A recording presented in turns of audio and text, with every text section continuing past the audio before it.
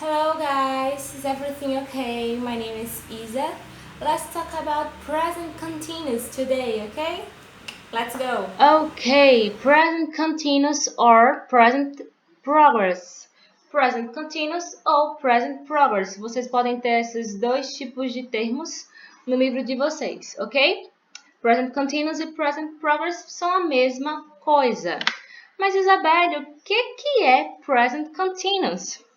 Present continuous é um tempo verbal que expressa situações que estão acontecendo naquele exato momento, ok? Se refere a algo que ainda está incompleto, que está acontecendo, que não está concluído, que ainda será terminado. Eu não vou fazer, eu estou fazendo, estou trabalhando, estou conversando, ok? Aqui a gente tem umas frasezinhas em inglês e em português, certo? Para a gente ver como é que a gente constrói a frase no present continuous, no tempo verbal present continuous. Então, a primeira frase que a gente tem aqui, ó, She's cooking the dinner. Ela está cozinhando o jantar. He's doing his homework. Ele está fazendo o seu dever de casa. We are watching TV. Nós estamos assistindo TV. They are playing football. Eles estão jogando futebol. E I am teaching English. Se vocês prestarem bem atenção, esses aqui são os verbos principais. Cooking, doing das frases. Watching, playing e teaching. Todos eles têm uma coisa em comum. Eles terminam com ing. Então, esse vai ser o nosso pulo do gato, digamos assim. Aquela parte da frase que vai nos indicar, na verdade, que essa frase está no present continuous. É a presença do ing no verbo principal. Aqui, meu verbo principal é cook, cozinhar, certo? Só que como essa frase está no present continuous, eu acrescento ing e meu verbo fica cooking. Então, em vez de cozinhar, é cozinhando. Olha aqui o ando, o verbo no gerúndio em português.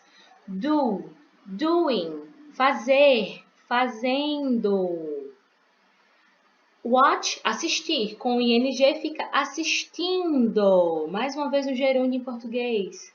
Playing, jogar, jogando. E teach, que é ensinar, com o ing fica ensinando. Então, present continuous é o tempo verbal que vai expressar situações que estão acontecendo naquele exato momento. Uma coisa que é extremamente importante. O verbo to be. Eu sei que vocês já viram em sala de aula, desde o início, sobre o verbo to be, né? O verbo to be é um verbo auxiliar que significa ser, estar, certo? E que ele pode ser conjugado de 3 formas diferentes, dependendo do subject pronoun, dependendo do pronome do sujeito que vem antes dele. Então, nós temos 3 formas do verbo to be. Am, is e are, certo? No caso do pronome I, que significa eu sempre vou utilizar o verbo to be am. I am. I am an intelligent person. I am a teacher. Então, sempre vou utilizar o am quando estiver se tratando do I. You, tanto no singular quanto no plural, eu vou usar o are. You significa você ou vocês. No caso do he, she, it, que são a terceira pessoa do singular, certo? Terceira pessoa do singular, nós vamos usar o is. Ele é, ela está, ele está. O it é usado para animais e objetos, tá? E no caso do we, you, they, que estão no plural, plural, primeira, segunda e terceira pessoa do plural, nós usamos sempre o are. Por que eu estou falando sobre o verbo to be? Porque ele vai estar presente na estrutura da minha frase no present continuous, ok? Por isso a importância de saber a respeito do verbo to be e saber que, dependendo do sujeito, se está na primeira pessoa, segunda pessoa, terceira pessoa, vai mudar o verbo to be, certo? Então, o present continuous ele tem 3 formas, que é a affirmative form, negative form e a interrogative form. Alright? E cada forma da frase no present continuous vai se modificar um pouquinho. Então, a primeira que nós temos é a affirmative form. A affirmative form, ela vai iniciar com essa estrutura. Sempre vai vir o meu sujeito na frente, depois o meu verbo to be, o meu verbo principal acrescido de ing e o complemento. Então, vamos lá para os exemplos. She é o meu sujeito, is, meu verbo to be, studying é o meu verbo principal acrescido do ing, e right now, o meu complemento. Aqui eu poderia acrescentar meu nome, certo? Porque é o nome de uma mulher e está na terceira pessoa do singular, então poderia trocar she por Isa, certo? Então, she is studying right now. Isa is studying right now. Tá com a mesma estrutura dessa parte aqui de cima. É a mesma estrutura. O que tiver de lilás é sujeito, o que tiver de laranja é verbo to be, de vermelho é verbo principal e complemento de verde, certo? Para ficar mais fácil para vocês. Ela está estudando agora. I am working in my room. Mesma coisa, sujeito, verbo to be, verbo principal acrescido de ing e complemento. Eu estou trabalhando no meu quarto. We are watching TV. Nós estamos assistindo TV. E she is talking with her friend. Sujeito aqui, verbo to be, verbo principal acrescido de ing e complemento. Essa estrutura, ela não muda, certo? Vai ser sempre com esses componentes, na forma afirmativa do present continuous. Vamos para a negative form. A diferença entre a negative form e a affirmative form é a presença do not na minha frase. Aqui eu não tenho not. Aqui eu tenho, porque é uma frase que está na negativa. Então, permanece o sujeito, o verbo to be, e entre o verbo to be e o verbo principal, eu vou ter a presença do not. Verbo principal acrescido de ing, mais o complemento. Então, se aqui eu tinha she is studying right now, aqui eu tenho she is not studying right now. Ela não está estudando agora. Se aqui no outro eu tinha I am working in my room, I am not working in my room. Não estou trabalhando no meu quarto. We are not watching TV. Vocês estão vendo que a diferença foi só o not, a estrutura permaneceu a mesma.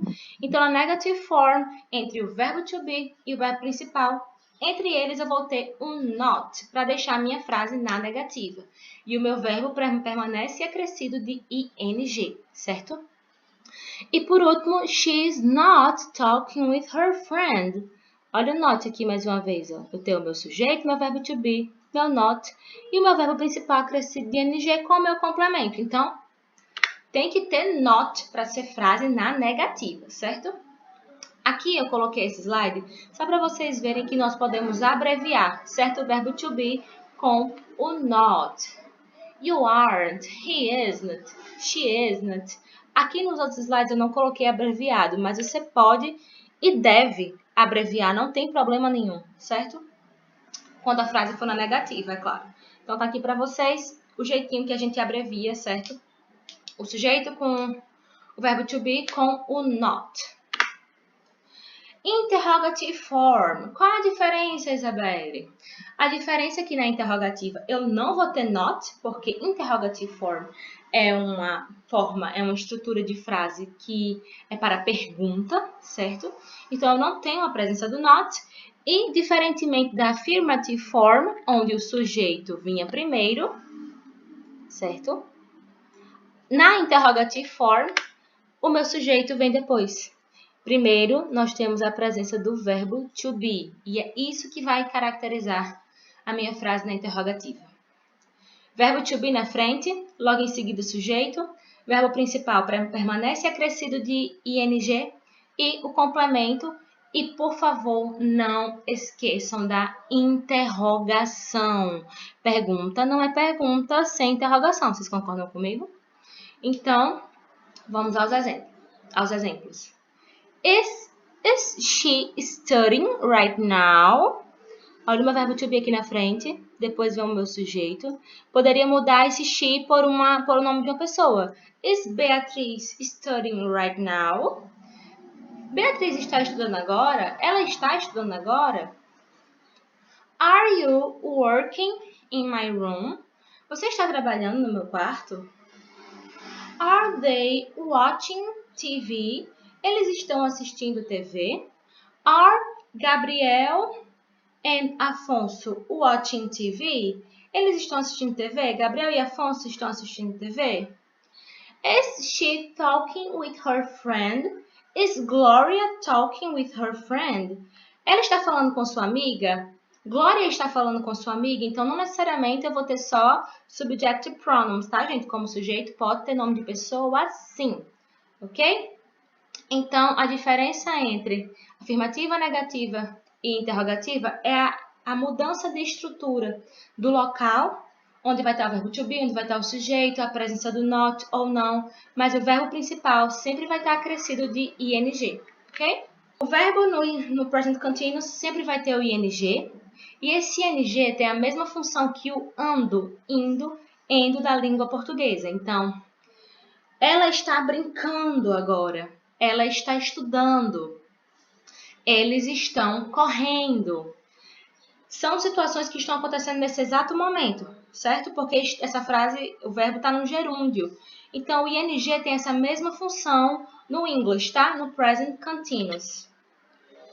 Agora que a gente conclui essa primeira parte, vocês vão fazer uma atividadezinha, certo? E na segunda parte, que é bem menorzinha, é explicando como é que a gente vai conjugar esses verbos principais, acrescentando o ing, certo? Tem alguns que permanecem sem alterações, tem outros que a gente vai precisar alterar, mas são coisas simples, tranquilas, que dá pra gente aprender praticando. E present continuous, gente, é super simples, é um tempo verbal muito fácil de se aprender. É só questão de praticar mesmo com as atividades, com leitura. E é isso.